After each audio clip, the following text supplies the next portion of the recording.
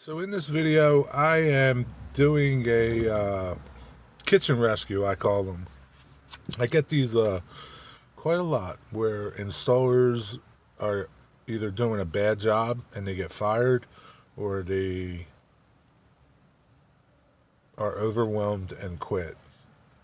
So in this particular IKEA kitchen, I've never done IKEA kitchens, and I'm not a fan of them. You guys know why, because I build cabinets. Um, and why do I do this? Because it's a challenge for me. Um, I enjoy it. I kind of feel like I'm helping people out when that are really stuck because nobody really wants to help them out and do this work. But here I am.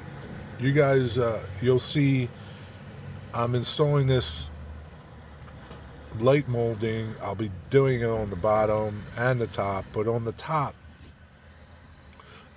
it's if IKEA would make this molding register, and I mean like traditional moldings, lighting moldings have a dado in them and a groove that register against the cabinet.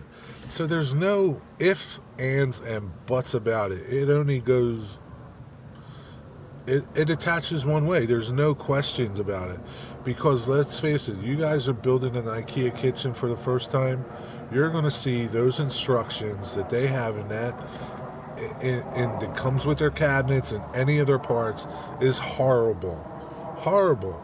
I mean, you need to name parts in your list of directions, IKEA, because yeah, I get that it's just pictures, but you need to call a part. You need to call a side panel, a top, and so on and so forth. Anyway, stop that rant. I hope you find this interesting and helpful in your kitchen, because even for me it was frustrating. And if you don't put the kitchen in right, in this particular kitchen, this guy, he never did them before.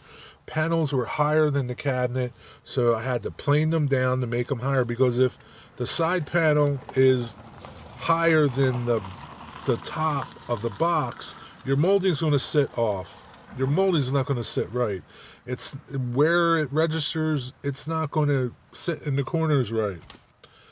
I hope you find this video helpful. So here's a tip when installing this molding. It's either a light skirt molding or a crown molding on IKEA cabinets. Here's your tip. Figure out what your setback needs to be, and that would be how far, let's go over here, how far out you want this molding to be. Okay, establish that. Then with a marking gauge, draw your line, okay?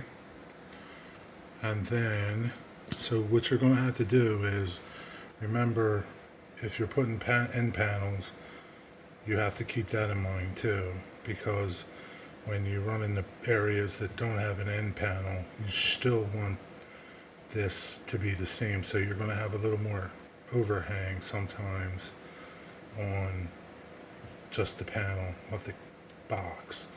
So what you're going to do is get yourself a level or a marking gauge, and you're going to make this grid. Okay, see this grid here, this grid right here, and then I did the same for the front. Okay, scored a line or did a level line across, right? Same for the side, for the front. I made this grid, and how you find out your lengths, all inside miters. You measure from this corner to the wall, and that's going to be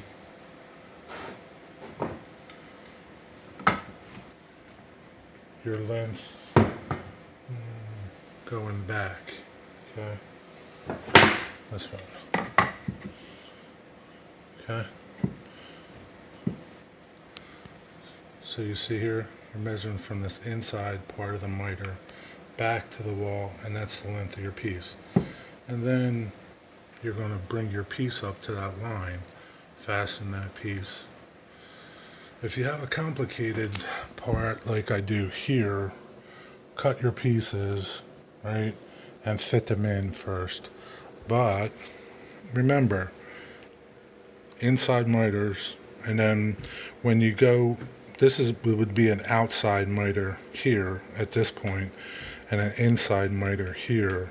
So you need to measure from your long point to your short point to get the length on inside miters, okay?